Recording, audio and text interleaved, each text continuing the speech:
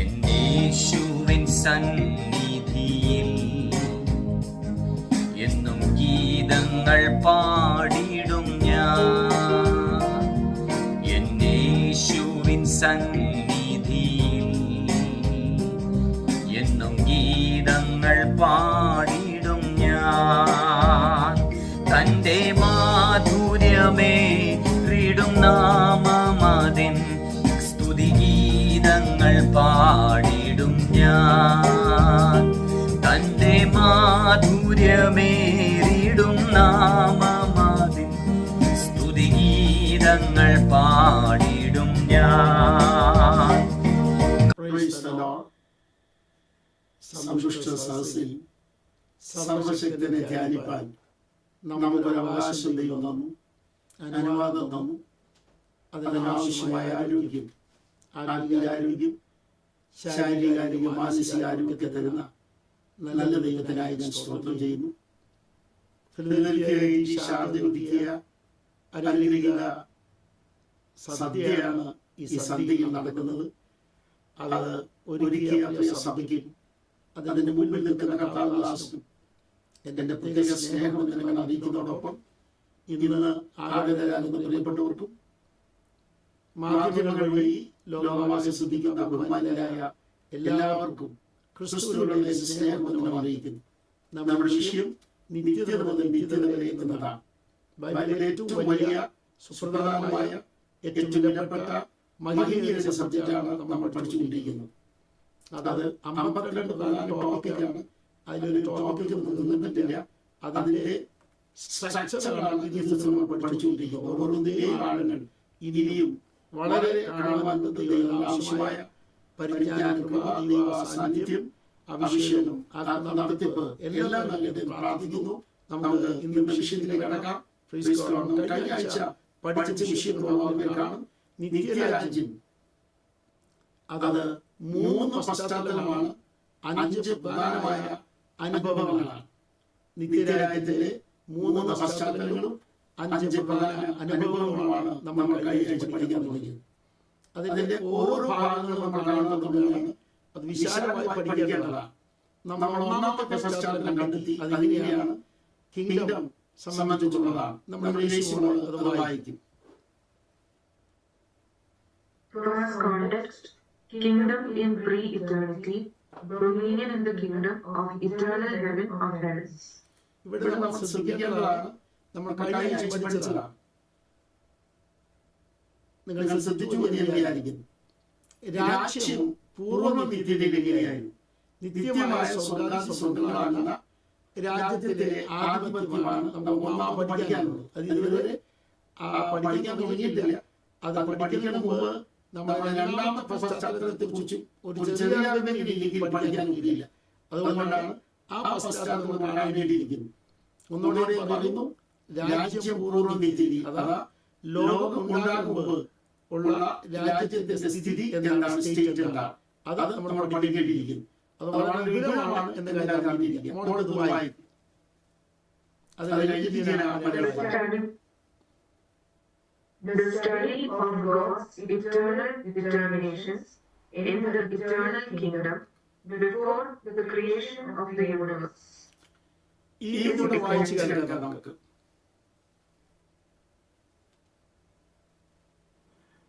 പ്രപഞ്ച സൃഷ്ടിക്ക് മുമ്പുള്ള നിത്യരാജ്യത്തിലെ ദൈവത്തിന്റെ നിത്യനിർണയങ്ങളെ കുറിച്ചുള്ള പഠനം വിപുലമാണ്. ഇത് നിങ്ങൾ ശ്രദ്ധിക്കേണ്ടതാണ്. നമ്മളിവിടെ ഇംഗ്ലീഷിനോട് വായിച്ചു, നന്നായി വായിച്ചുള്ളത്. അത് ഇറ്റേണൽ ഡിറ്റർമിനേഷൻസ് എന്നതാണ്, നിത്യ നിർണയങ്ങൾ. ഞാൻ ഒന്നുകൂടെ പറയുകയാണ്, നിത്യ നിർണയങ്ങൾ എന്നതാണ് പഠിക്കാനിരിക്കുന്നത്. അതിലേക്ക് നമ്മൾ വരും മുമ്പ് 2ാം പശ്ചാത്തലത്തെ കുറിച്ചുള്ള കുറെ ആളുകൾ കിട്ടിയിരിക്കുന്നു. അത് കിട്ടിക്കഴിയുമ്പോഴാണ് നിത്യ നിർണയങ്ങളുടെ ആഴം നാം ബോധ്യപ്പെടുകയുള്ളൂ. 2ാമത്തെ പശ്ചാത്തലത്തിലേക്ക് നമുക്ക് കടക്കാം. വായിക്കാം. In the second context, God expanded his kingdom with a word.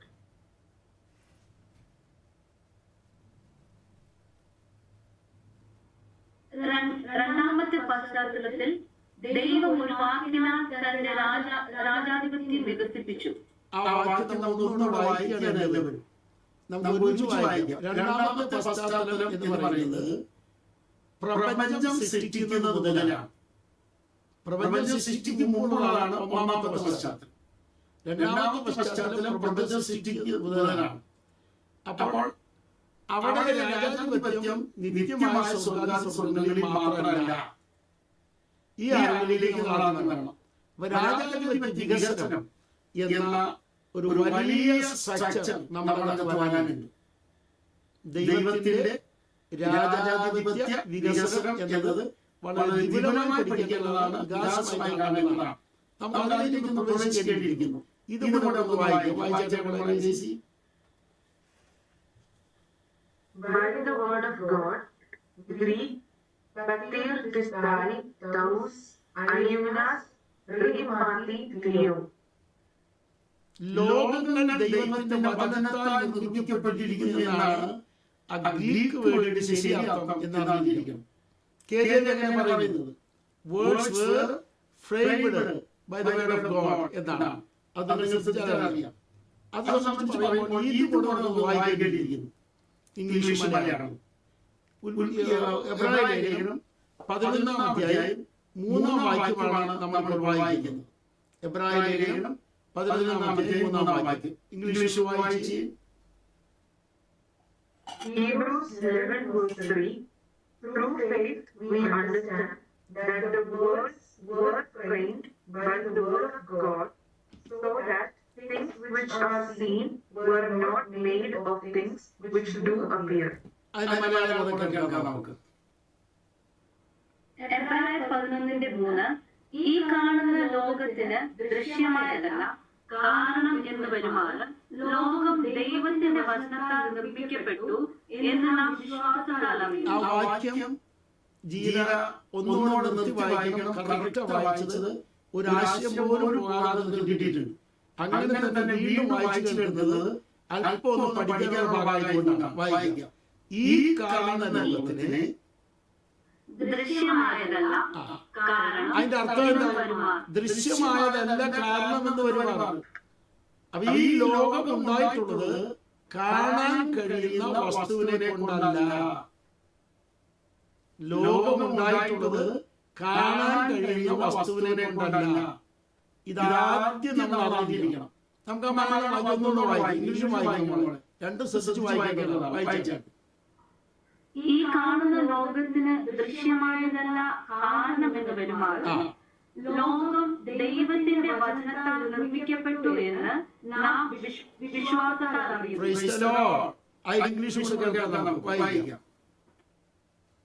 Through faith we understand that the worlds were framed by the word of God, so that things which are seen were not made of things which do appear.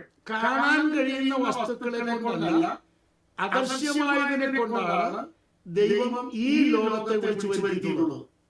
അവിടെ ഉപയോഗിക്കുന്ന words were framed എന്നാണ്. Words were framed. ഒന്നുകൂടി എടുത്ത് പറയുകയാണ്, അതിന്റെ ഗ്രീക്കാണ് നമ്മൾ നേരത്തെ കണ്ടത്. ഇവിടെ ശ്രദ്ധിച്ചു, അത് നമ്മൾ പിന്നീട് വിശാലമായി പഠിക്കും. വേർഡ്സ് വേർ ഫ്രെയിംഡ് അഥവാ ലോകങ്ങൾ തന്റെ വചനത്താൽ നിർമ്മിക്കപ്പെട്ടിരിക്കുക. എങ്ങനെ? കാണാൻ കഴിയാത്ത വസ്തുവിനെ കൊണ്ട് കാണാൻ കഴിയുന്ന ഈ ലോകങ്ങളെ വാക്കുകൾ കൊണ്ട് ദൈവം നിർമ്മിച്ചു. ഒന്നുകൂടെ എടുത്തു പറയുമ്പോൾ ശ്രദ്ധിക്കണം. കാണാൻ കഴിയാത്ത വസ്തുക്കളെ കൊണ്ട് കാണാൻ കഴിയുന്ന ലോകങ്ങളെ എന്റെ ദൈവം വാക്കുകൊണ്ട്, ഒരു വാക്കുകൊണ്ട് നിർമ്മിച്ചിരിക്കുകയാണ്. അത് പറയുമ്പോഴാണ് സദൃശ്യം 8:26 ഞാൻ തുടങ്ങി വയ്ക്കും. ലോക സൃഷ്ടിയെ കുറിച്ചുള്ള ശരിയായ വീക്ഷണം നമ്മൾ ബൈബിളിൽ പഠിക്കുമ്പോൾ ആഴത്തിൽ കാണാൻ കഴിയും. വായിച്ചാട്ടെ 8:26.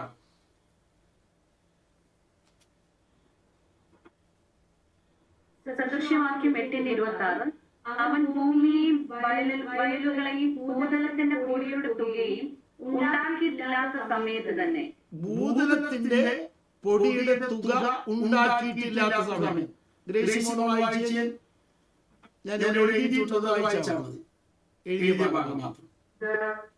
Proverbs 8:26 the highest part of the dust of the world. The highest part of the dust of the world.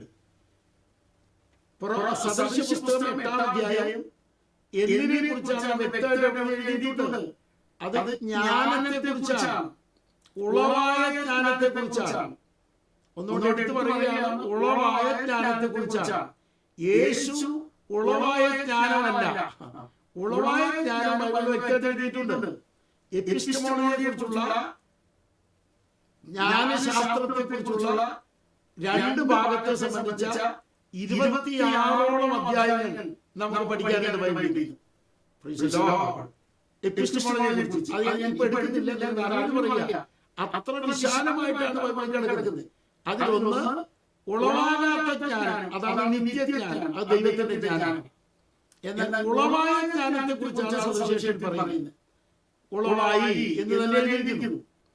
ആ ഉളവായ ജ്ഞാനത്തെ കുറിച്ച് പറയുമ്പോൾ പറയാണ്, ആ ജ്ഞാനം ഉളവാകുന്നതിന് തൊട്ട് മുമ്പല്ല, ഈ പൊടി കൊണ്ട് ഭൂതലത്തെ ഉണ്ടാക്കുന്നതിന് മുമ്പ്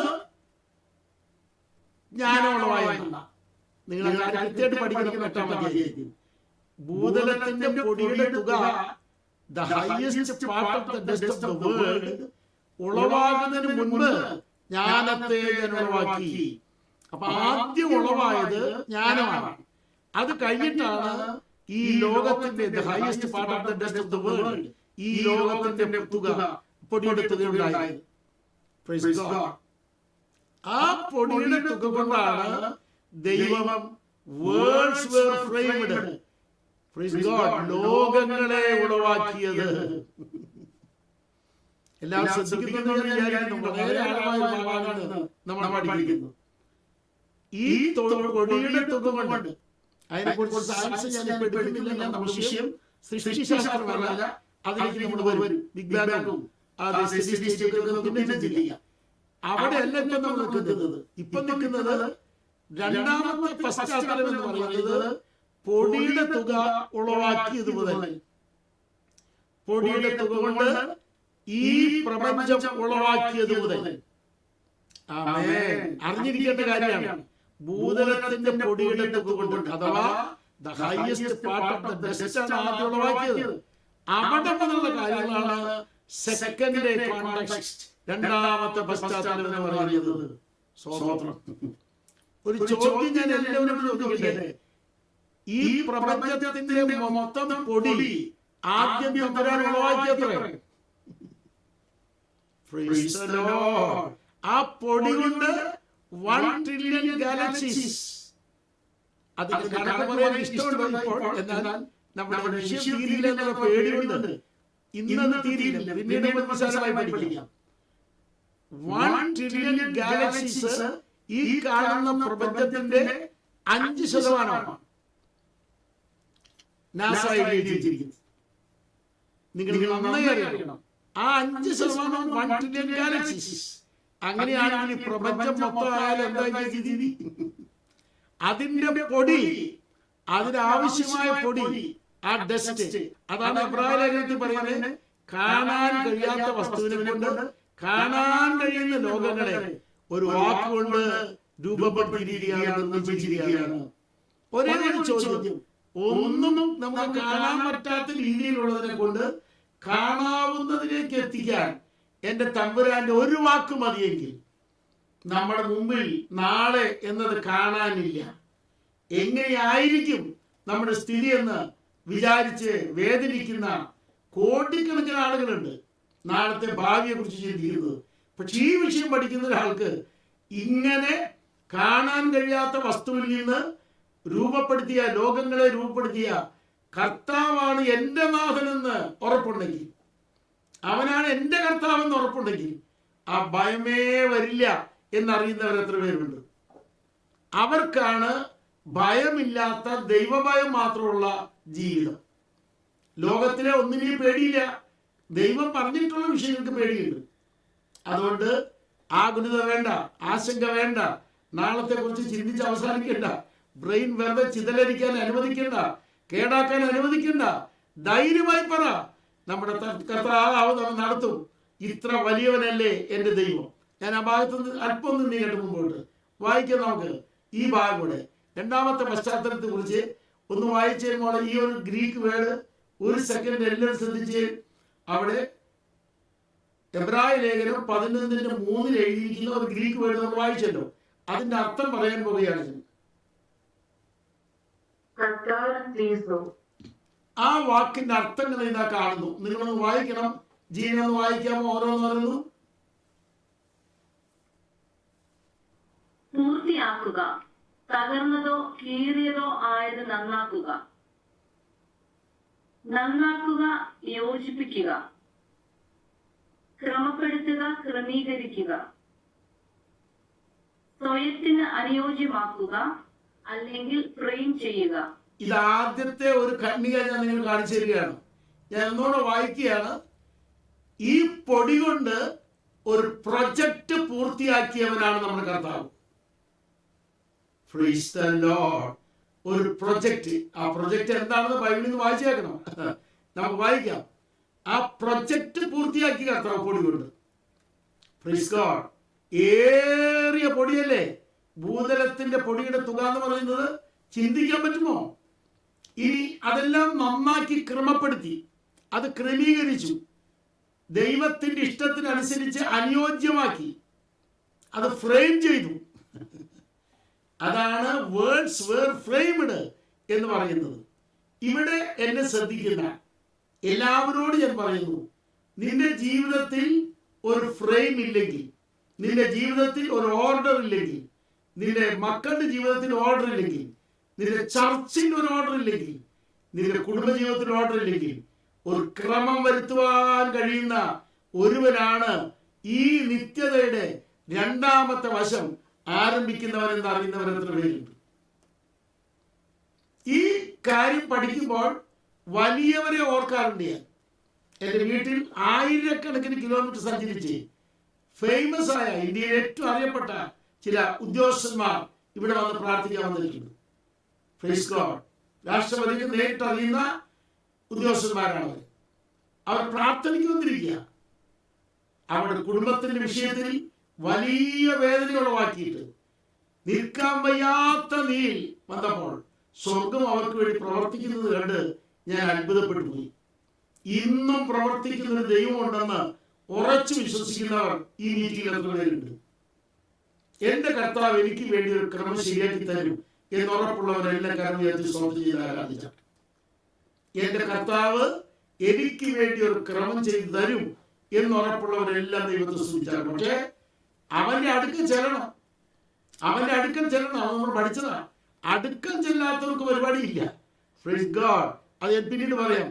ചില സഹോദരന്മാർ പറയാറുണ്ട്, ഇത്ര വലിയ ദൈവമാണ് ഈ ശരിയാക്കിയിട്ട് തന്നൂടെ? അങ്ങനെ ഇരിക്കുന്നില്ല എൻ്റെ ദൈവം. എൻ്റെ ദൈവത്തിന് വ്യവസ്ഥയുണ്ട്, കൃത്യമായ വ്യവസ്ഥ വെച്ചിട്ടുണ്ട്. ആ വ്യവസ്ഥയിലേക്ക് വരാൻ കൊതിക്കുന്നുണ്ടോ? എൻ്റെ ദൈവം ക്രമമാക്കി തരുമെന്ന് ഉറപ്പുള്ളവർ എത്ര പേരുണ്ട്?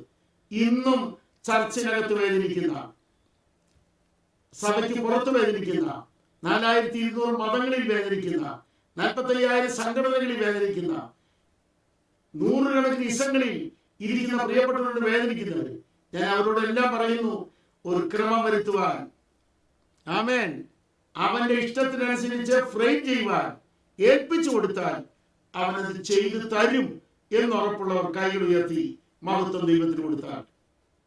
Praise God. എന്റെ ഭാവി അവന്റെ കയ്യിൽ സുരക്ഷിതമാണ് എന്ന് ഉറപ്പുള്ളവർ എത്ര പേരുണ്ട്? അടുത്ത ഭാഗം നമുക്കൊന്ന് വായിക്കാം. വായിച്ചാട്ടെ മോളെ.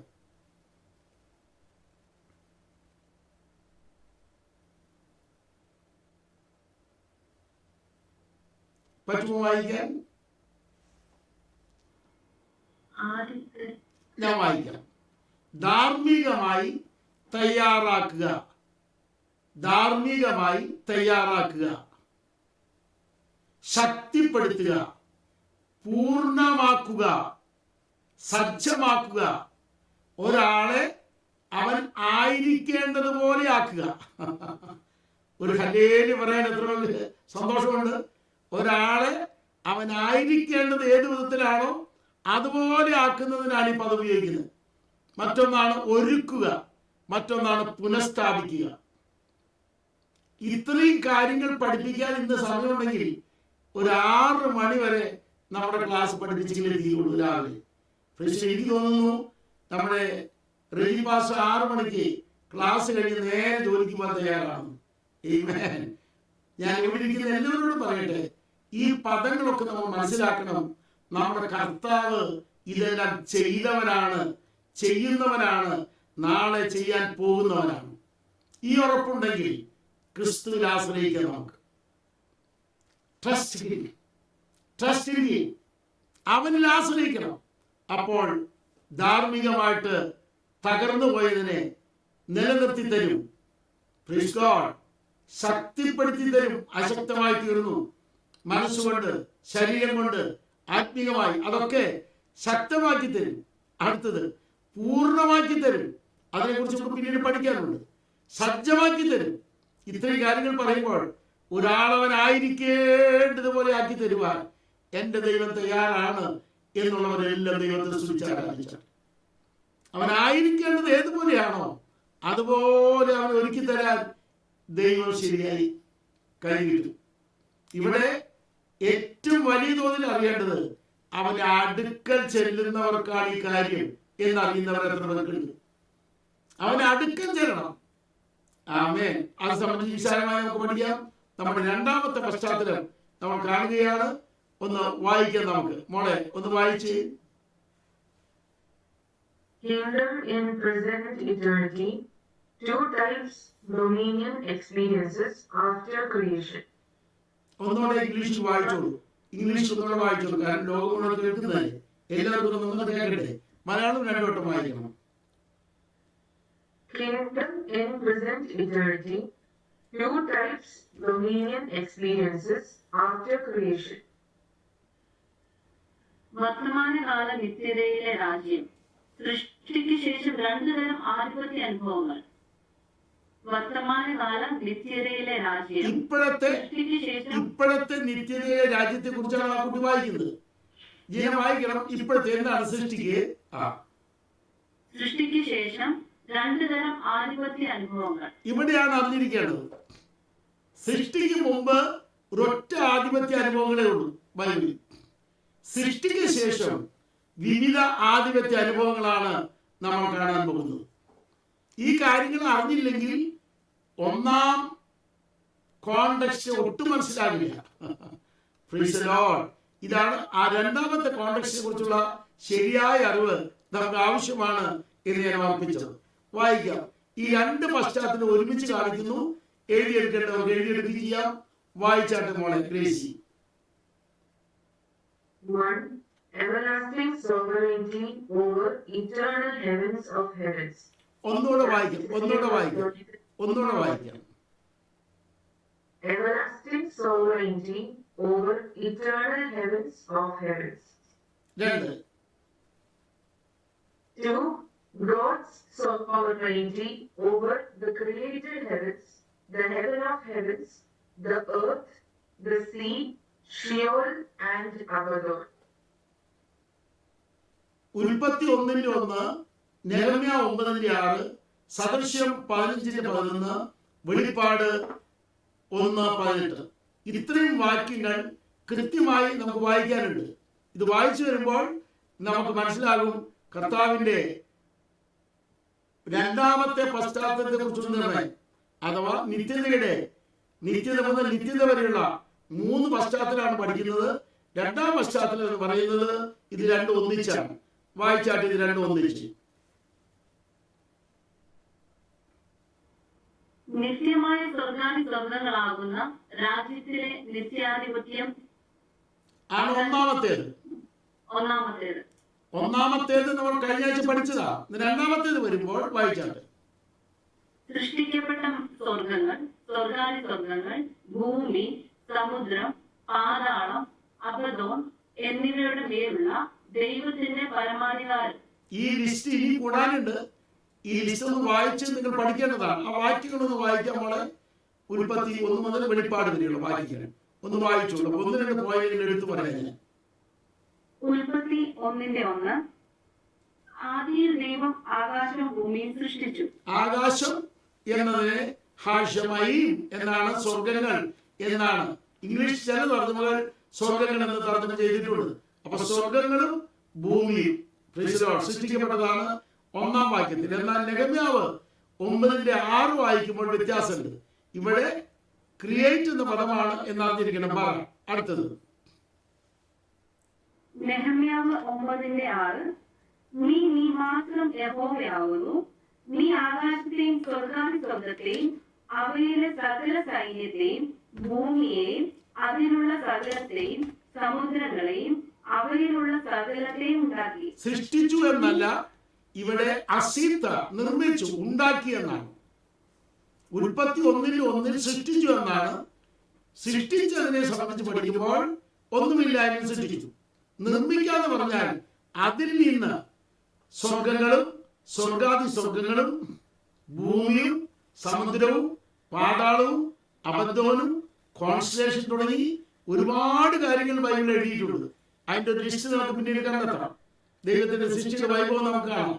ഒരേ ഒരു ചോദ്യം, 2 മേഖലയാണ് രണ്ടാമത്തെ പശ്ചാത്തലം. ഏത് 2 മേഖല? ഒന്ന്, നിത്യമായ സ്വർഗാതിസ്വർഗങ്ങളാകുന്ന രാജ്യത്തിന്റെ നിത്യാധിപത്യം. അത് എന്നേക്കും നിലനിൽക്കുന്നതാണ്. അത് നിലനിൽക്കുമ്പോഴാണ് സൃഷ്ടി ആരംഭിച്ചത്. സൃഷ്ടിക്കപ്പെട്ടപ്പോൾ എന്തൊക്കെയുണ്ട്? സ്വർഗങ്ങൾ, സ്വർഗാതിസ്വർഗങ്ങൾ, ഭൂമി, സമുദ്രം, പാതാളം, അബദ്ധം തുടങ്ങി ഒട്ടനവധി കാര്യങ്ങൾ സൃഷ്ടിക്കപ്പെട്ടിട്ടുണ്ട്. ഇതെല്ലാം കൂടെ ചേർന്ന 2 അനുഭവങ്ങളാണ്. അതിനകത്ത് സദൃശ്യം 15:11, വെളിപ്പാട് 18 വായിക്കണം, തെറ്റിദ്ധാരണ ഇല്ലാതിരിക്കുക. വായിച്ചാൽ സദൃശ്യവാക്യം 15:11. പാതാളവും നരകവും യഹോവയുടെ ദൃഷ്ടിയിലിരിക്കുന്നു. മനുഷ്യപുത്രന്മാരുടെ ഹൃദയങ്ങൾ എത്ര അധികം. പാതാളവും നരകവും, ശ്രദ്ധിച്ചോ, പാതാളവും നരകവും ദൈവത്തിന്റെ അധീനതയിലാണ്. ഒത്തിരി പേര് പറഞ്ഞിട്ട് പിശാചിന്റെ അധീനതയിലാണ്. അങ്ങനെയല്ല, അത് ദൈവത്തിന്റെ അധീനതയിലാണ്. വെളിപ്പാട് 1:18 വായിച്ച്. വെളിപ്പാട് 1:18. ഞാൻ മരിച്ചവനായിരുന്നു, എന്നാൽ ഇതാ എന്നേക്കും ജീവിച്ചിരിക്കുന്നു. മരണത്തിന്റെയും പാതാളത്തിന്റെയും താക്കോൽ എന്റെ കൈവശമുണ്ട്. യേശുക്രിസ്തുവിന്റെ കയ്യിലാ താക്കോല്, അത് പിശാചിന്റെ കയ്യിലല്ല എന്ന കാര്യം അറിഞ്ഞിരിക്കണം. ഒത്തിരി പേര് തെറ്റിദ്ധരിച്ചിട്ടുണ്ട്. പാതാളത്തിന്റെയും നരകത്തിന്റെയും ഒക്കെ താക്കോല് പിശാചിന്റെ കയ്യില. അവിടെ ചെന്നാൽ ഭയങ്കരമായിരിക്കും, അനുഭവം ഭയങ്കരമാണ്. പക്ഷേ അതിന് താക്കോൽ ഇരിക്കുന്ന യേശുവിന്റെ കയ്യിലാണ്. ഈ അറിവ് നമുക്കുണ്ടായിരിക്കണം. നമ്മുടെ നിയുക്ത മണവാളുടെ കയ്യിലാണ് ഇതിന് എല്ലാം അധികാരം ഇരിക്കുന്നത് എന്നറിയുന്നവർ എത്ര പേരുണ്ട്? ഇവിടെ നമുക്ക് ആധിപത്യത്തെ കുറിച്ച് യേശു പറഞ്ഞൊരു വാക്കിലേക്ക് നമുക്ക് കടക്കാം. മത്തായി 28:18 ഒന്ന് വായിച്ച്. Matthew chapter 28:18.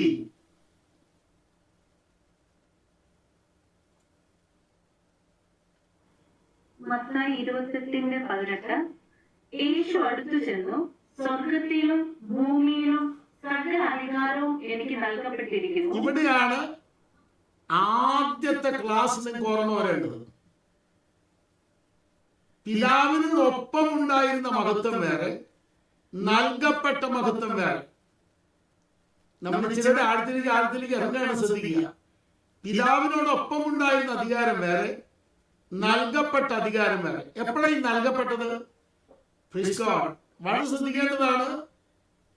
ഫിലിപ്പിയ ലേഖനം 2-ാം അധ്യായത്തിൽ വ്യക്തമായിട്ട് എഴുതിയിരിക്കുന്നു, ഈക്വാലിറ്റി വിത്ത് ഗോഡ്, ദൈവത്തോടുള്ള സമത്വം മുറുകെ പിടിച്ചില്ല, വിട്ടു, ഒഴിവാക്കി. ഗ്രീക്ക് അനുസരിച്ചത് പൊള്ളയാക്കിയല്ല. ദൈവത്തോടൊപ്പമുള്ള മഹത്വം പൊള്ളയാക്കിയിട്ടാണ് യേശു ക്രിസ്തു ഭൂമിയിലേക്ക് വന്നത്. ആ ടൈമിൽ നൽകപ്പെട്ടതാണ് മഹത്വം. ആ ടൈമിൽ നൽകപ്പെട്ടതാണ് ഈ അധികാരം. പിതാവിനോടൊപ്പം ഉണ്ടായിരുന്ന സമയത്ത് അധികാരം വേറെ, നൽകപ്പെട്ട മഹത്വം വേറെ, നൽകപ്പെട്ട അധികാരം വേറെ. ഈ ഒരു വലിയ അറിവിലേക്ക് നമ്മൾ വരണം. അപ്പൊ 2 വിധ ആധിപത്യം ഇവിടെ വ്യക്തമായി തെളിഞ്ഞു വരികയാണ്. മത്തായി 28:18 ഇംഗ്ലീഷിൽ നിന്ന് വായിച്ചു കേൾക്കാം. വായിച്ചാൽ. And Jesus came and spoke unto them, saying, all power is given unto me in heaven and in earth. സ്വർഗത്തിന്റെയും ഭൂമിയുടെയും അധികാരം എനിക്ക് നൽകപ്പെട്ടിരിക്കുകയാണ്. പിതാവിനോടൊപ്പമുള്ളപ്പോൾ നൽകപ്പെട്ടതല്ലത്. അവിടെ ഒപ്പമുണ്ടായിരുന്ന മഹത്വമാണത്, ഒപ്പമുള്ള അധികാരമാണത്, അതെല്ലാം ഒപ്പമായിരുന്നു. പക്ഷേ ഭൂമിയിൽ വരുമ്പോൾ അത് പറ്റില്ല, കാരണം ദൈവത്വം വിട്ടു. അങ്ങനെ വന്നപ്പോൾ അധികാരം നൽകിയേ പറ്റൂ. അങ്ങനെയാണ് അധികാരം പ്രാപിച്ചത്. ഇവിടെ നമ്മൾ വിഷയത്തിലേക്ക് വരുന്നു. രണ്ടുവിധ ആധിപത്യങ്ങൾ ഇപ്പോൾ ഉണ്ട്, അഥവാ സൃഷ്ടി മുതൽ ഈ സൃഷ്ടി ഇല്ലാതെയാകുന്നത് വരെ രണ്ടുവിധ ആധിപത്യങ്ങളാണ്. ഈ രണ്ടുവിധ ആധിപത്യത്തിൽ രണ്ടാമത്തെ ആധിപത്യമാണ് ചരിത്രം ആരംഭിച്ചപ്പോഴുള്ള ആധിപത്യം.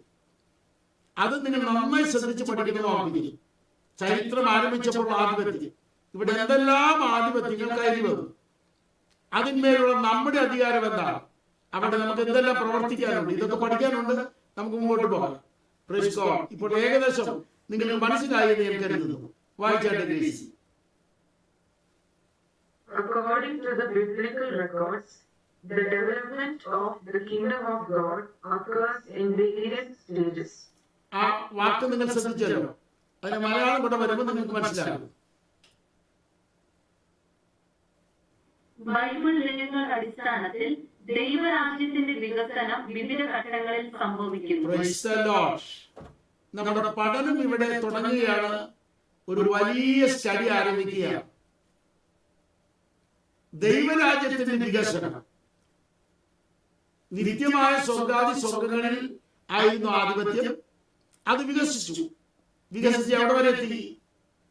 സ്വർഗങ്ങളും സ്വർഗാദി സ്വർഗങ്ങളും ഭൂമിയും പ്രപഞ്ചത്തിന്റെ എല്ലാ ഭാഗങ്ങളും സമുദ്രവും എല്ലാ കോണ്ടിനെന്റ്സും കോൺസ്റ്റലേഷൻസും ഒക്കെ ഉൾപ്പെട്ട സൃഷ്ടിയാണ് ബൈബിളുള്ളത്. ഈ പറഞ്ഞ എല്ലാം ബൈബിളിലുള്ളത്. അതിന്മേലുള്ള ആധിപത്യം വേറെ. ഇത് രണ്ട് വിധ ആധിപത്യങ്ങളാണ്. ഇവിടെ അറിഞ്ഞിരിക്കേണ്ടത് സൃഷ്ടിമേലുള്ള ആധിപത്യം തീരും. കാരണം സൃഷ്ടി തീരാൻ പോവാം. അത് കത്തിയെരിയുന്നതോടുകൂടെ അത് തീരുന്ന ആധിപത്യമാണ്. പക്ഷെ മറ്റത് തീരില്ല. അത് നിത്യാധിപത്യമാകിയാൽ ഞാൻ ദൈവത്തെ സ്തുതിച്ച് ആരാധിക്കുകയാണ്. ആ നിത്യാധിപത്യത്തിൽ നമുക്ക് ചെന്ന് ചേരാൻ കഴിയുമെന്ന് ഉറപ്പുള്ളവർ എത്ര പേരുണ്ട്? ആമേൻ. നിത്യാധിപത്യത്തിൽ നമുക്ക് ചെന്ന് ചേരാൻ കഴിയും. അത് നമ്മുടെ പ്രത്യാശയാണ് എന്ന് ഉറപ്പുള്ളവർ കരമുയർത്തി മഹത്വം ദൈവത്തിന് കൊടുത്താണ്. ഇവിടെ കൃത്യമായി തെളിഞ്ഞു വരുന്നുണ്ട് എന്നറിയുന്നു. ഇവിടെ ഒന്ന് വായിച്ചാട്ടെ മോളെ. Expansion of the dominion, the first expansion, bringing the created universe under the eternal kingdom of Jehovah God. ആധിപത്യത്തിന്റെ വികാസം യഹോവയായ ദൈവത്തിന്റെ രാജ്യത്തിൻ അധീനതയിൽ സൃഷ്ടിക്കപ്പെട്ട പ്രപഞ്ചത്തെ ചേർത്തുകൊണ്ടുള്ള ആദ്യത്തെ വികസനം. ഇത് ഞാൻ പറയാനുള്ള കാരണം ബൈബിളിലെ പ്രധാനമായ ഒരു വാക്യമുണ്ട്. ഇൻക്രീസ് ദ ഗവൺമെന്റ് എന്ന വലിയൊരു പ്രിൻസിപ്പിൾ ബൈബിളിലുണ്ട്. ഒരുപക്ഷെ നിങ്ങൾ ആദ്യമായിട്ടായിരിക്കും കേൾക്കുന്നവരെ പഠിക്കണം. ഞാൻ ചെറിയ പുസ്തകം എഴുതിയിട്ടുണ്ടല്ലോ. യെശയ്യാവിന്റെ പ്രവചനം 74 പേജുള്ള ഒരു കമന്ററി എഴുതിയിട്ടുണ്ട്. അത് വായിച്ചാൽ ആ ഭാഗത്ത് ഇതിന്റെ ചെറിയ ഭാഗം നിങ്ങൾ കാണാൻ കഴിയും. ദൈവരാജ്യത്തിന്റെ വികസനം എന്നത് ബൈബിളിൽ ചെറുതല്ല. അത് വളരെ ശ്രദ്ധിക്കേണ്ടതാണ്. The increase of the government. അത് തുടങ്ങിയത് എവിടെയെന്ന ചോദ്യത്തിന്റെ ഉത്തരമാണ് ഇപ്പൊ നമ്മൾ വായിച്ചത്. എവിടെ നിന്നാണ് ദൈവരാജ്യത്തിന്റെ വികസനം ആരംഭിച്ചത്? ഇവിടെ നിന്നാണ്. ഇവിടെ സൃഷ്ടിക്കപ്പെട്ടപ്പോൾ അതിന്റെ മേൽ കൂടെ ആധിപത്യം വന്നപ്പോൾ വികസിച്ചു രാജ്യം. ആധിപത്യം അത് വികസിച്ചു. Territory of the eternal kingdom വികസിച്ചിട്ടില്ല. ഡൊമീനിയൻ ഓഫ് ദ ഇറ്റേണൽ കിങ്ഡത്തിന്റെ അത് വികാസമാണ് ഇവിടെ. അക്കാര്യം ഞാൻ ആദ്യമേ പറഞ്ഞിരുന്നു. അറിവില്ലാത്തവർക്ക് വേണ്ടി ഒന്നുകൂടെ പറയാം. നെബൂഖദ്നേസറിന്റെ രാജ്യത്തിന്റെ അതിർത്തി ബാബിലോണാണ്. 17 പേരുകളാൽ അറിയപ്പെടുന്ന ഇന്ന് ഇറാഖ് എന്നറിയുന്ന നാട് എന്ന് പറയും. 3 സ്റ്റേറ്റുള്ള നാട്. അതായിരുന്നു നെബൂഖദ്നേസറിന്റെ നെബൂഖദ്നേസറിന്റെ മകനായ നെബൂഖദ്നേസറിന്റെ അതിർത്തി, രാജ്യത്തിന്റെ അതിർത്തി അതായിരുന്നു ബാബിലോണാണ്. എന്നാൽ ആധിപത്യം അതല്ല. ആധിപത്യം ഭൂലോകം മുഴുവൻ കൊടുത്തിരിക്കുന്നു എന്നാണ് എഴുതിയിരിക്കുന്നത്. ഇതുപോലെ ദൈവത്തിന്റെ രാജ്യത്തിന്റെ അതിർത്തി എന്ന് പറഞ്ഞാൽ അത് നിത്യമായ സ്വർഗ്ഗം തന്നെയാണ്. എന്നാൽ അതിന്റെ ആധിപത്യം ആദ്യം വികസിച്ചിരിക്കുന്നത് ഈ പ്രപഞ്ചത്തെ സൃഷ്ടിച്ചുകൊണ്ടാണ്. ഇതുപോലെ രാജാധിപത്യത്തിന്റെ വികസനം ഇനിയും കാണാൻ പോകുകയാണ് നമ്മൾ. Praise the Lord. അങ്ങനെയെങ്കിൽ വികസിച്ചുകൊണ്ടിരിക്കുന്ന രാജ്യത്തിന്റെ രാജാക്കന്മാരാണ് ഇവിടെ രക്ഷിക്കപ്പെട്ട് ശാഖപ്പെട്ട് ആത്മാവിൽ നിറഞ്ഞു ജീവിക്കുന്ന ദൈവമക്കൾ എന്നറിയുന്നവർ എത്ര പേരുണ്ട്? വികസിക്കുന്ന ആ വികാസം എന്ന് പറഞ്ഞാൽ ചെറുതൊന്നല്ല. ബ്രിട്ടന്റെ വികാസം വലിയ വികാസമായിരുന്നു, അത് അസ്തമിച്ചില്ലേ? ഇത് അസ്തമിക്കുന്നതല്ല എന്നറിയുന്നവർ എത്ര പേരുണ്ട്? ഇത് അസ്തമിക്കുന്ന വികാസമല്ല, ഇത് വീണ്ടും വീണ്ടും അത് വലുതാകുകയാണെന്ന് അറിഞ്ഞിരിക്കണം. എന്റെ ചോദ്യം ഇതാണ്, ഇങ്ങനെ എക്സ്പാൻഡ് ആകുന്ന, ഇങ്ങനെ വികസിക്കുന്ന രാജ്യത്തിന്റെ രാജാക്കന്മാരായി കഴിയുവാൻ, നിത്യമായി കഴിയുവാൻ ഒരു വലിയ പ്രൊജക്ട് ദൈവം വെച്ചിട്ടുണ്ടെങ്കിൽ അത് കാണാൻ കണ്ണുള്ളവർ എത്ര പേരുണ്ട്? ഇവിടെ തീർന്നു പോകുന്ന 5 കൊല്ലത്തെ ഒരു ആധിപത്യത്തിന്റെ കസേരയ്ക്ക് വേണ്ടി കടുത്ത ബഹളമാണ്. എന്തെല്ലാം പ്രതിസന്ധികൾ ഉണ്ടാക്കുന്നത് എല്ലാ സ്ഥലങ്ങളിലും, ആത്മീക മണ്ഡലങ്ങളിലും ഭൗതിക മണ്ഡലങ്ങളിലും രാഷ്ട്രീയ മണ്ഡലങ്ങളിലും എവിടെ നോക്കിയാലും തീർന്നു പോകുന്ന ആധിപത്യത്തിന് വേണ്ടിയുള്ള എന്തോ ഒരു ആയുധങ്ങളാണ് എടുക്കുന്നത്. എന്റെ ചോദ്യം ഇതാണ്, നമ്മൾ അതല്ല, നമ്മൾ വികസിച്ചുകൊണ്ടിരിക്കുന്ന വലിയ ആധിപത്യത്തിന്റെ രാജാക്കന്മാരാണ്. അങ്ങനെ ആകണമെന്ന് ആഗ്രഹിക്കുന്നവർ എത്ര പേരുണ്ട്? ആകണമെങ്കിൽ ആദ്യം മാനസാന്തരപ്പെടണം, പിന്നെ രക്ഷിക്കപ്പെടണം, പോരാ സ്നാനപ്പെടണം, പോരാ പരിശുദ്ധാത്മാവ് ഉള്ളിൽ വരണം, പോരാ കർത്താവിന്റെ കൽപ്പന അനുസരിച്ച് ജീവിക്കണം. അങ്ങനെ ജീവിച്ചാലാണ് ഈ രാജ്യത്തിന്റെ അധികാരികളായി മാറാൻ കഴിയുള്ളൂ. അതിലേക്ക് വരുന്ന ക്രമമൊക്കെ നമുക്ക് പഠിക്കാം. വികസനം ഞാൻ ഒന്ന് ഓർപ്പിച്ചോട്ടെ. മോളെ ഒന്ന് വായിക്കാം നമുക്ക്. 5 experiences. 1. Kingdom. Eternal heaven of heavens. Endless. രാജ്യം നിത്യ സ്വർഗാദി സ്വർഗങ്ങളാണ്, അനന്തം. കഴിഞ്ഞ ക്ലാസ്സിൽ അഥവാ ആദ്യമേ നമ്മൾ പറഞ്ഞത് 3 പശ്ചാത്തലങ്ങളും 5 അനുഭവങ്ങളുമാണ്. 5 അനുഭവങ്ങളിൽ ഞാൻ ഇവിടെ ചെയ്ത് കാണിക്കുന്നു പഠിച്ചത്. അപ്പൊ നിങ്ങൾക്ക് ഓർക്കാൻ എളുപ്പമായിരിക്കും. രണ്ടാമത്തേത് 2. The kingdom of God is within you. Luke 17:21. Among Israel. ഇസ്രായേലിന്റെ മധ്യത്തിൽ, നിങ്ങളുടെ മധ്യത്തിൽ ദൈവരാജ്യമുണ്ട് എന്ന് കർത്താവ് പറഞ്ഞതാണ് രണ്ടാമത്തെ പശ്ചാത്തലം, അനുഭവം. നിങ്ങൾക്ക് എല്ലാവർക്കും മനസ്സിലായല്ലോ. അത് 2-ാം യുഗത്തിലാണ് എന്ന് കൃത്യമായി നമ്മൾ കണ്ടു. അത് കർത്താവ് നേരിട്ട് പറഞ്ഞ കാര്യമാണ്. 2-ാം യുഗത്തിൽ എന്ന് മുതൽ ദാവീദ് മുതൽ ദാവീദിന്റെ പുത്രനായ ക്രിസ്തു വരെ രാജ്യം ഭൂമിയിൽ ആയിരിക്കുന്ന 2-ാമത്തെ അനുഭവം അതാണ്. 2-ാമത്തെ യുഗത്തിൽ ദാവീദ് മുതൽ ദാവീദ് പുത്രൻ വരെ, അതാണ് നമ്മൾ പഠിച്ചത്. വായിക്കാം.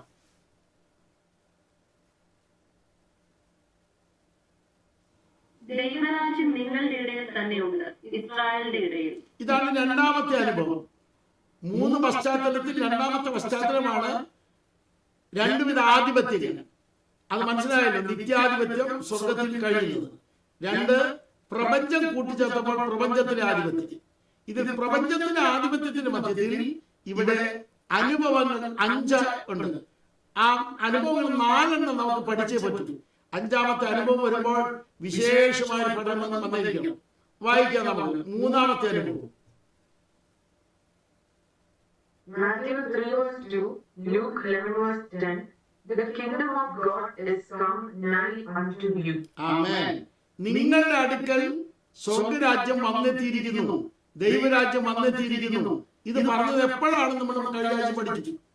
അത് ക്രിസ്തു പരിശുദ്ധാത്മാവിനാലും ശക്തിയാലും അഭിഷേകത്താൽ ഭൂതങ്ങളെ പുറത്താക്കുന്ന മിനിസ്ട്രി ആരംഭിച്ച പറയാണ്, ഞാൻ ദൈവാത്മാവിനാൽ ഭൂതങ്ങളെ പുറത്താക്കുന്നുവെങ്കിൽ ദൈവരാജ്യം നിങ്ങളുടെ അടുക്കൽ വന്നിരിക്കുകയാണ്. അപ്പൊ നിലവിൽ അവിടെ രാജ്യമുണ്ട്. നിലവിൽ ഇസ്രായേലിന്റെ മധ്യത്തിൽ രാജ്യമുണ്ട്. പക്ഷെ ആ രാജ്യത്തിൽ ഏത് അനുഭവം ഇല്ല?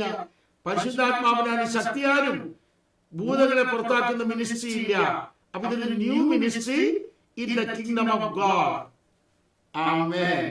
നിങ്ങൾ എല്ലാവരും ഗ്രഹിക്കാൻ പറയുകയാണ്, ഒരു പുതിയ ശുശ്രൂഷ ദൈവരാജ്യത്തിന്റെ അനുഭവത്തിൽ വന്നിരിക്കുകയാണ്. മൂന്നാം ഭാഗം ഇന്ന് രാത്രി നിങ്ങളോട് പറയുന്നു, ഇന്നും അതുപോലെ കർത്താവ് ശുശ്രൂഷ നൽകും എന്നല്ലേ കഴിഞ്ഞ ക്ലാസ്സിൽ നമ്മൾ പഠിച്ചത്. നാലാമത്തെ അനുഭവത്തിലേക്ക് നമ്മൾ കടക്കാൻ പോകുകയാണ്. അതിനു മുമ്പ് ഇതൊന്ന് വായിച്ചു. മത്തായി സുവിശേഷം 3:2, ലൂക്കോസ് 11:10, ദൈവരാജ്യം സമീപിച്ചു വന്നിരിക്കുന്നു. അത് നമ്മൾ പഠിച്ചതാണ്. ഇനിയുള്ള പഠിച്ചിട്ടില്ല, നമ്മൾ പഠിക്കാൻ പോകുകയാണ്. വായിക്കാം. Mark 11:10, the kingdom that was coming. ആ വാക്യം നമുക്ക് മലയാളം കൂടെ വായിക്കണം. ഇത് വായിച്ചു കഴിഞ്ഞിട്ട് ഇവിടെ എഴുതിയിട്ടുണ്ട്. വരുന്നതായ രാജ്യം നമ്മുടെ പിതാവായ ദാവീദിന്റെ രാജ്യം. നമ്മൾ ആ വാക്യം ഒന്ന് വായിക്കാൻ ചെയ്യും. ഒന്ന് വായിച്ച്.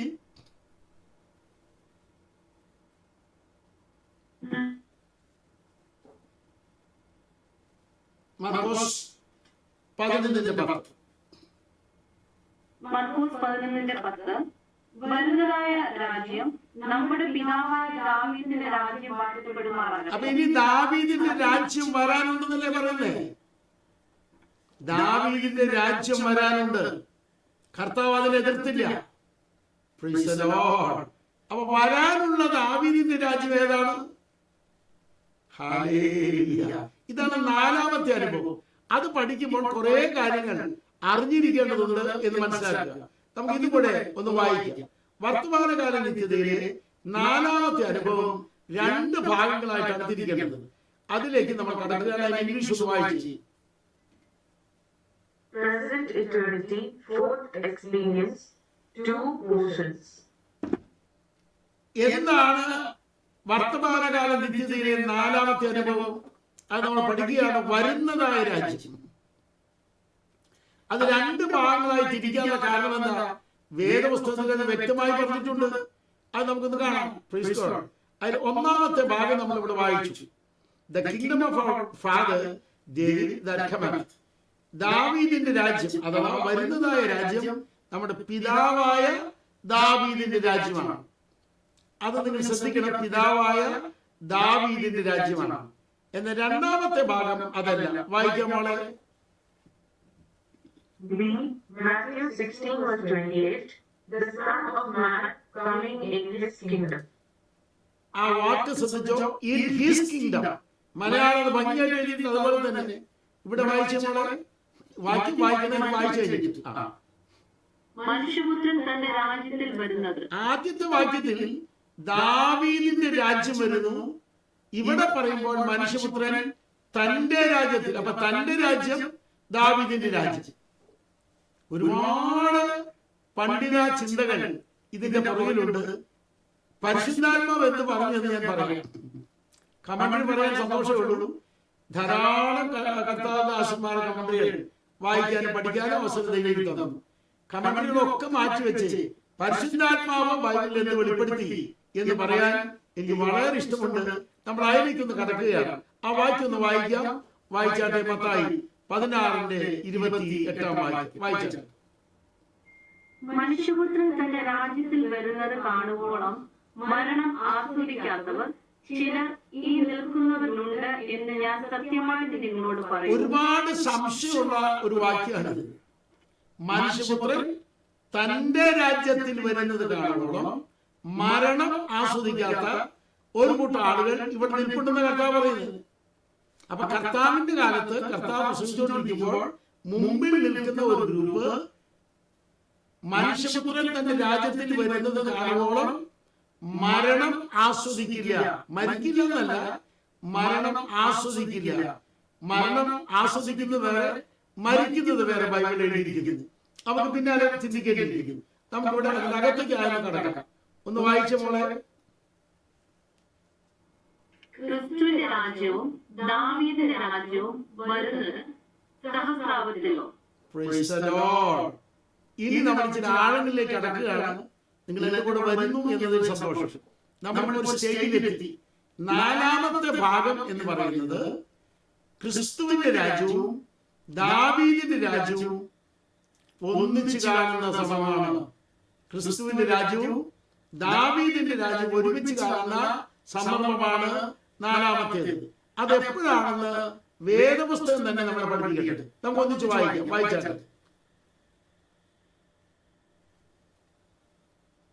The kingdom that cometh. What is the kingdom of Son of Man? മനുഷ്യപുത്രന്റെ രാജ്യമേത്? B. What is the kingdom of our father David? രണ്ടും ഇംഗ്ലീഷ് മാത്രം വായിച്ചു കൊണ്ട് രണ്ടെണ്ണം ഒരുമിച്ച് അതിലേക്ക് ആളുകൾ അറിഞ്ഞിരിക്കട്ടെ. A. What is the kingdom of Son of Man? B. What is the kingdom of our father David? Malayalam വായിച്ച പോലെ രണ്ടും. എ. മനുഷ്യപുത്രന്റെ രാജ്യമേത്? ബി. നമ്മുടെ പിതാവായ ദാവീദിന്റെ രാജ്യമേത്? ഇത് രണ്ടും വരാനിരിക്കുക. ഇതുവരെ അത് വന്നിട്ടില്ല. അത് വരുന്നതിന് മുമ്പ് എന്ത് കാണണമെന്ന് ഒറ്റ വാക്കിൽ പറയാം. അത് വരുന്നതിന് മുമ്പ് നമ്മുടെ കർത്താവ് അയേറിൽ വരണം. ആമേൻ. അയേറിൽ വരണം. അയേറ എന്നാണ് ഗ്രീക്ക് വാക്ക്. 1:4-17. ആകാശം എന്നാണ് മലയാളത്തിൽ. ഒത്തിരി പേര് മധ്യാകാശം എന്ന് പറയുന്നുണ്ട്. മധ്യാകാശം എന്ന വാക്കിനെ മെസൗറാനമെറ്റി എന്നാണ്. ആ പദമല്ല അവിടെ ഉപയോഗിച്ചിരിക്കുന്നത്. അവിടെ ഉപയോഗിച്ചിരിക്കുന്ന എയർ എന്ന വാക്കാണ്. അറ്റ്മോസ്ഫറിക് റീജിയൻ അല്ലെങ്കിൽ എയർ എന്നാണ് ആ വാക്കിന്റെ അർത്ഥം. പിന്നാലെ വിശാലമായി നാം ചിന്തിക്കാം. അങ്ങനെയെങ്കിൽ അയേറിൽ കർത്താവ് വരുന്നതാണ് ഇവിടുത്തെ ആദ്യത്തെ വിഷയം. അത് വന്നു കഴിഞ്ഞതിന് ശേഷമാണ് ഈ രണ്ട് അനുഭവം വരാൻ പോകുന്നത്. നാലാമത്തെ അനുഭവത്തിൽ ഈ രണ്ട് ഭാഗം വരാൻ പോകുന്നത് ക്രിസ്തു അയേറിൽ വന്ന ശേഷമാണ്. ഒരു ചോദ്യം ഞാൻ നിങ്ങളോട് ചോദിച്ചോട്ടെ. യൂട്യൂബ് വഴി കേൾക്കുന്ന എല്ലാവരുടെയും ചോദിക്കുകയാണ്. ക്രിസ്തുവിന്റെ മനുഷ്യപുത്രന്റെ രാജ്യവും ദാവീദിന്റെ രാജ്യവും ചരിത്രത്തിൽ രംഗപ്രവേശം ചെയ്യും മുമ്പ് നിങ്ങൾ യേശുവിന്റെ അടുക്കൽ അയേറിൽ ചെല്ലുമെന്ന് ഉറപ്പുണ്ടോ? അത് ഉറപ്പാക്കണം. ആമേൻ. അതിന് മുൻപ് കർത്താവ് വരും. തന്നെ മണവാട്ടിയെ ചേർക്കാൻ യേശു കർത്താവ് വരാൻ പോകുകയാണ്. ആ വരവിൽ പോകാൻ എത്ര പേർ തയ്യാറായിട്ടുണ്ട്? പോകണമെങ്കിൽ നിശ്ചയമായും ബൈബിൾ പറയുന്ന, യേശു പറയുന്ന, പരിശുദ്ധാത്മാവ് പറയുന്ന, അപ്പോസ്തലന്മാർ പറയുന്ന, ബൈബിളിലെ പുതിയ നിയമ എഴുത്തുകാർ പറയുന്ന നിയമങ്ങൾ കൃത്യമായി അറിഞ്ഞിരിക്കണം. അത് അനുഭവമാക്കണം. പടിപടിയായ അത് അനുഭവമാക്കാൻ കൊതിയുള്ള എല്ലാവരെയും ഞങ്ങൾ ക്ഷണിക്കുകയാണ്. നീ ഏത് മതത്തിൽപ്പെട്ടവരായാലും യേശുവിന് നീ ഒരു മനുഷ്യനാണ്. ദൈവത്തിന് നീ ഒരു മനുഷ്യനാണ്. നീ മതത്തിന്റെ ആളല്ല, മനുഷ്യനാണ്. അതുകൊണ്ട് പ്രിയ സ്നേഹിതരെ, നിങ്ങൾ വരും യേശുവിന്റെ അടുക്കൽ. നിത്യസ്നേഹം നൽകുന്ന ക്രിസ്തുവിന്റെ അടുക്കൽ നിങ്ങൾ വരണം. നമുക്കിത് രണ്ടും തിരിച്ചറിഞ്ഞിട്ട് പോകണം. വായിച്ചാട്ടെ മക്കളെ. The Gospels are the culmination of the great revelations revealed by the great King at the beginning of the acceptable day and received by the human race. ഒരു പ്രാവശ്യം കൂടെ വായിച്ചോളൂ. അതുപോലെ തന്നെ. The Gospels are the culmination of the great revelations revealed by the great King at the beginning of the acceptable day and received by the human race. Malayalam കൂടെ വായിച്ചു കേൾക്കാം.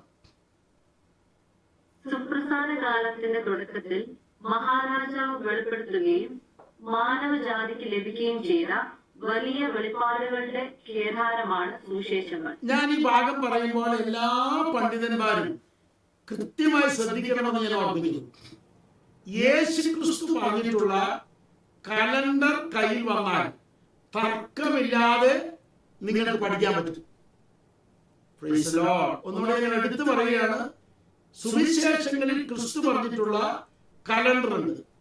ആ കലണ്ടർ കയ്യിൽ കിട്ടിയാൽ, അഥവാ ആദാം മുതൽ ഭൂമി അവസാനിക്കുന്നത് വരെയുള്ള കലണ്ടറാണത്. ആ കലണ്ടർ കൃത്യമായി ഞാൻ എഴുതി വെച്ചിട്ടുണ്ട്. ക്രിസ്തു പറഞ്ഞത് അത് കയ്യിൽ കിട്ടിയാൽ, അത് വലിയ വെളിപ്പാടാണ്. അത് കയ്യിൽ കിട്ടിയാൽ ഒരു ബുദ്ധിമുട്ടും കൂടാതെ നമുക്ക് വേദപുസ്തകം തെളിയിക്കാൻ കഴിയും. അതാണ് ഇവിടെ ഞാൻ പറയുന്നത്. ശ്രദ്ധിച്ചാണ്. അത് നമുക്ക് ലഭിച്ചത് സുപ്രസാദ കാലത്തിന്റെ തുടക്കത്തിലാണ്. അതിലേക്ക് നമുക്കൊന്ന് കടക്കാം. 4 സുവിശേഷങ്ങൾ, ക്രിസ്തുവിന്റെ 4 അനുഭവങ്ങൾ ഇവിടെ വെളിയിച്ചിരിക്കുന്നു. നമുക്ക് മുമ്പോട്ട് പോകാം. ദാവീദിന്റെ രാജ്യം ഏത് എന്ന ചോദ്യത്തിന്റെ ഉത്തരം കണ്ടെത്താം. നമുക്ക് ഒന്നിച്ച് കണ്ടെത്താൻ ഉള്ള സമയമുണ്ട്. വായിക്കാം മോളെ. What is the kingdom of David? Is this Christ's eternal kingdom? Have any relation to Christ's eternal kingdom with the kingdom of David? ദാവീദിന്റെ രാജ്യം ഏത്? ഇത് ക്രിസ്തുവിന്റെ നിത്യരാജ്യമാണോ? ക്രിസ്തുവിന്റെ നിത്യരാജ്യവുമായി ദാവീദിന്റെ രാജ്യത്തിന് എന്തെങ്കിലും ബന്ധമുണ്ടോ? ഇതെല്ലാം തെളിഞ്ഞു കഴിയുമ്പോൾ നമുക്ക് ഈസി ആയിട്ട് ആ പാഠം മനസ്സിലാവും. നമുക്കൊന്ന് വായിക്കാം. ഗബ്രിയേൽ വന്ന് പറഞ്ഞ ഒരു വെളിപ്പാട് നമുക്കൊന്ന് വായിച്ചു കേൾക്കാം. 10 ശാഖകളാണ് ആ പ്രവചനത്തിൽ. നിങ്ങൾ കൃത്യമായി അറിഞ്ഞിരിക്കണം. 10 ശാഖകൾ അടങ്ങിയ കൃത്യമായൊരു പ്രവചനം ഗബ്രിയേൽ പ്രവചിച്ചിട്ടുണ്ട് മറിയയോട്. ആ പ്രവചനം ലൂക്കോസ് 1-ാം അധ്യായത്തിലാണ്. അതിൽ 32-ാം വാക്യം നമുക്കൊന്ന് വായിക്കാം. ദയവായി ഇംഗ്ലീഷും മലയാളവും നമുക്ക് വായിക്കാം.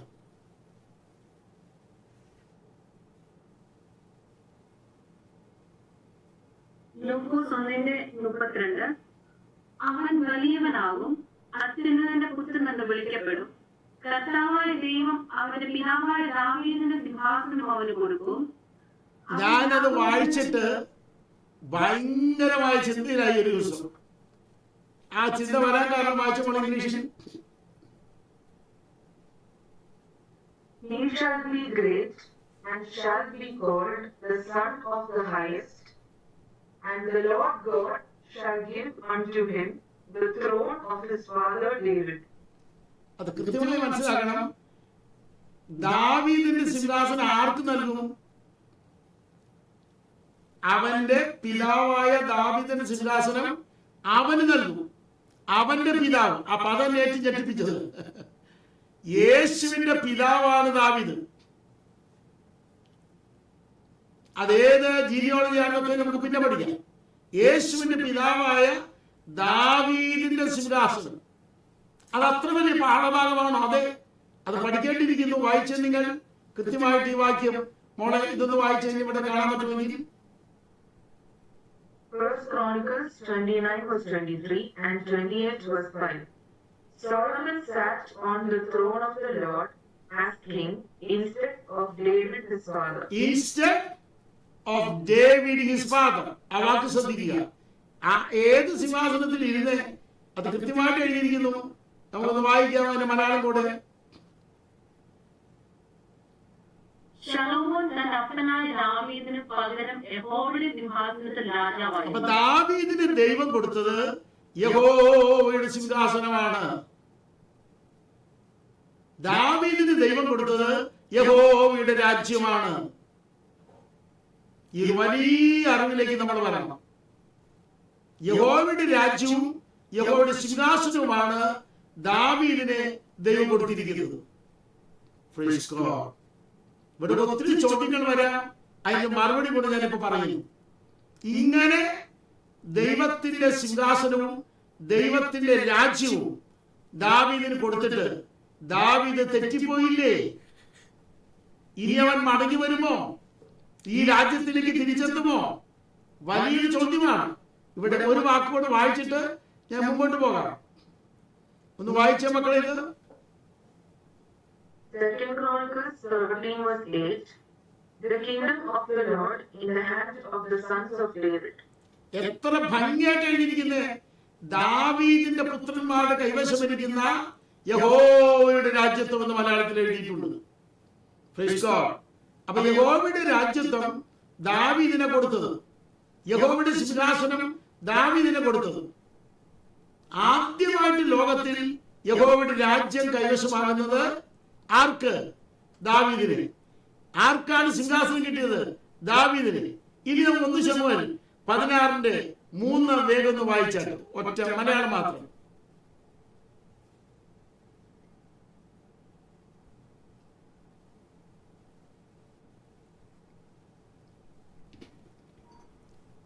ശമൂവേൽ 16:3.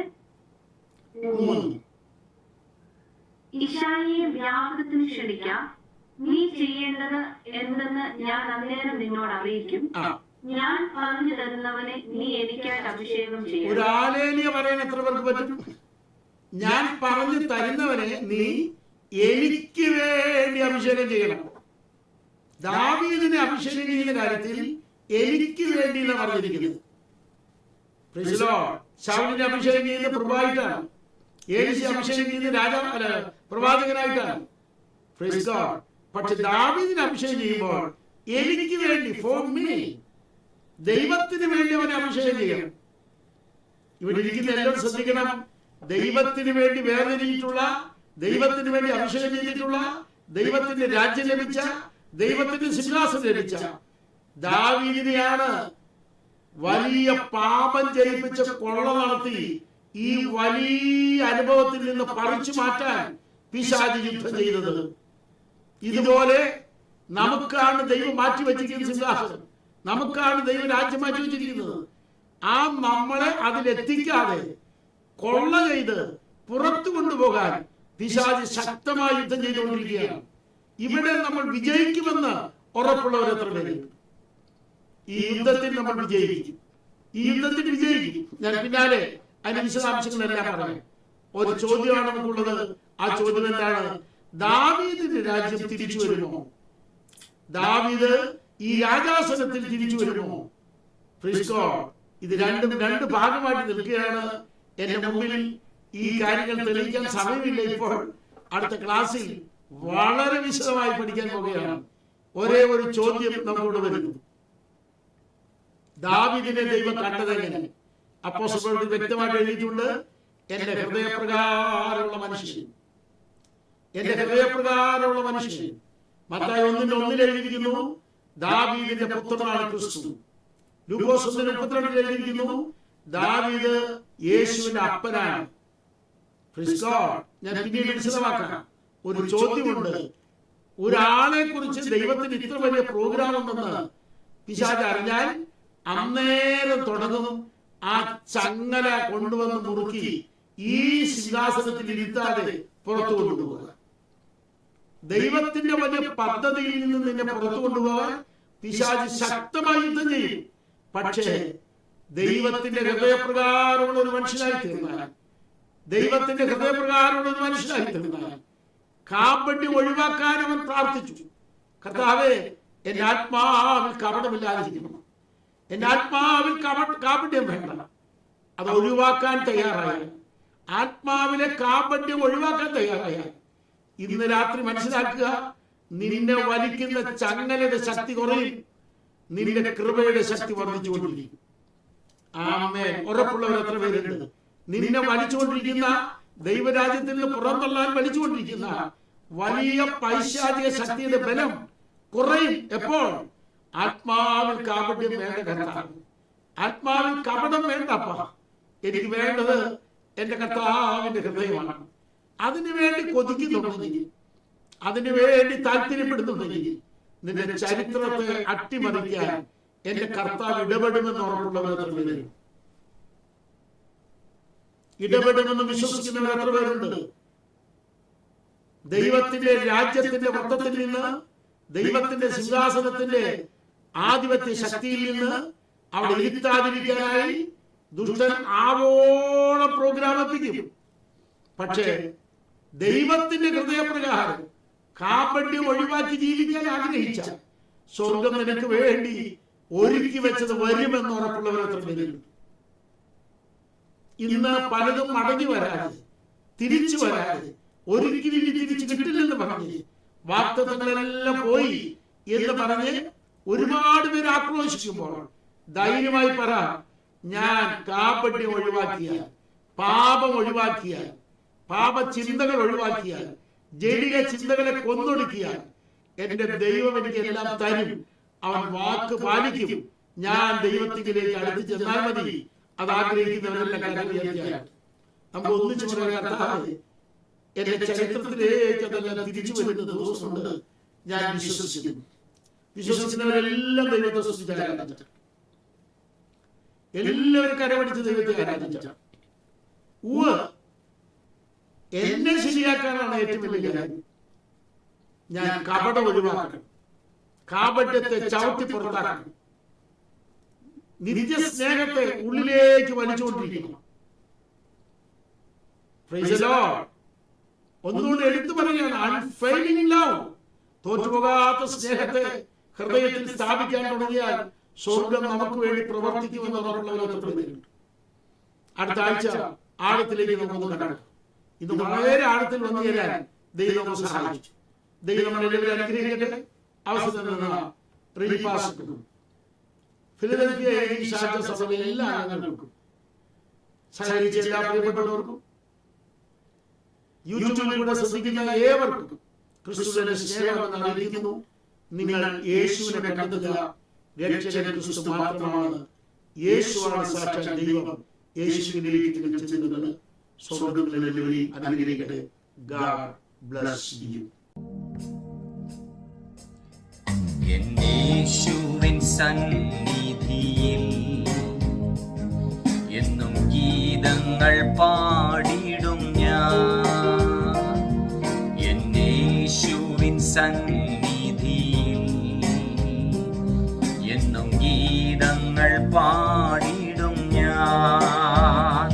തന്റെ മാധുര്യമേറിടും നാമമതിൻ സ്തുതിഗീതങ്ങൾ പാടിടും ഞാൻ.